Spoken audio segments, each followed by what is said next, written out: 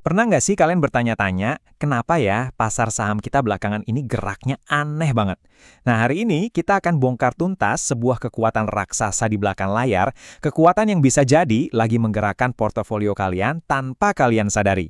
Kalau kalian lagi bingung lihat isi portofolio, tenang, kalian nggak sendirian.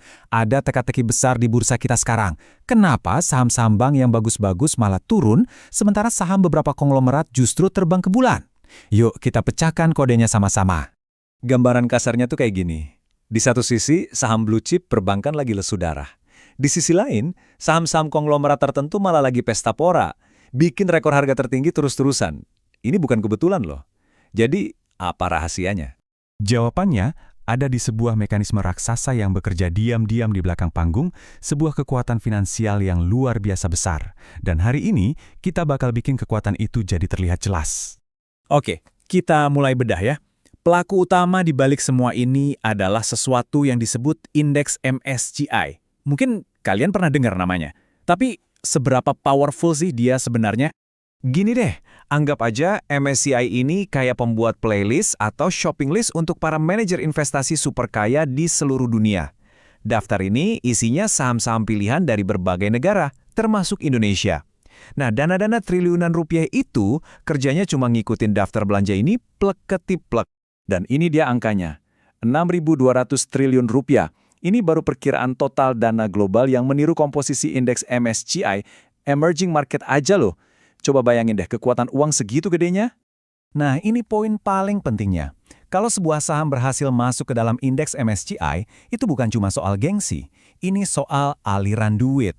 Ketika sebuah saham masuk daftar, semua dana investasi global yang ngikutin indeks itu wajib, saya ulangi ya, wajib beli saham tersebut. Sekarang, yuk kita lihat dari sisi lain. Dari sudut pandang pemilik perusahaan atau para konglomerat. Kenapa sih mereka ngebet banget pengen saham perusahaannya masuk ke indeks ini? Ada 3 alasan utama. Pertama, jelas buat dapat modal segar dengan harga premium. Kedua, ini jadi kesempatan emas buat para pemilik buat jualan sebagian saham pribadi mereka. Dan ketiga, ya tentu aja gengsi dan visibilitas perusahaan mereka jadi naik kelas di panggung dunia. Ini benar-benar tiket emas buat mereka. Kutipan ini ngejelasin semuanya. Ini tuh kayak IPO kedua. Bayangin ya, mungkin nilai buku perusahaan Anda cuma Rp1.000 per saham. Tapi karena harganya didorong naik biar bisa masuk MSCI, Anda bisa nerbitin saham baru lewat rights issue di harga Rp10.000. Modal yang masuk bisa berkali-kali lipat. Oke, terus gimana caranya sebuah saham bisa kepilih? Apa ini diundi? Tentu enggak, semuanya ada rumusnya, ada formula kuantitatif di baliknya. Sebuah kode yang sebenarnya bisa kita pecahkan. Analogi paling gampangnya itu kayak push rank di game online. Para pemilik perusahaan ini bakal berusaha keras buat naikin statistik saham mereka. Entah itu harganya, volume transaksinya, supaya bisa memenuhi kriteria, naik peringkat, dan akhirnya kepilih masuk indeks. Jadi, ada 3 aturan emasnya. Pertama, seberapa besar nilai total perusahaan atau kapitalisasi pasar. Kedua, seberapa banyak saham yang beredar bebas dan bisa dibeli publik. Ini namanya free float. Dan ketiga, seberapa sering saham itu ditransaksikan atau ATVR. 3 ini kuncinya. Dan ini dia contekan angkanya. Biar bisa lolos seleksi awal, sebuah saham itu minimal harus punya kapitalisasi pasar total sekitar 50 triliun rupiah. Dari jumlah itu, setidaknya 25 triliun harus dalam bentuk free float. Dan yang terakhir, rasio perdagangannya harus di atas 15%. Kalau 3 syarat ini terpenuhi, selamat, saham Anda sudah masuk ke radar MSCI. Oke, kita udah tahu apa itu MSCI, kenapa para konglomerat pengen masuk, dan gimana caranya. Sekarang, bagian paling serunya. Kita bakal sambungin semua ini buat mecahin misteri anomali pasar di awal tadi. Nah, ini kuncinya. Jatah untuk Indonesia di dalam indeks global itu ukurannya tetap. Kayak satu loyang kue. Jadi pas ada saham baru yang masuk, MSCI nggak akan bikin kuenya jadi lebih besar. Mereka harus motong porsi saham yang lama buat ngasih tempat ke yang baru. Ini adalah zero sum game.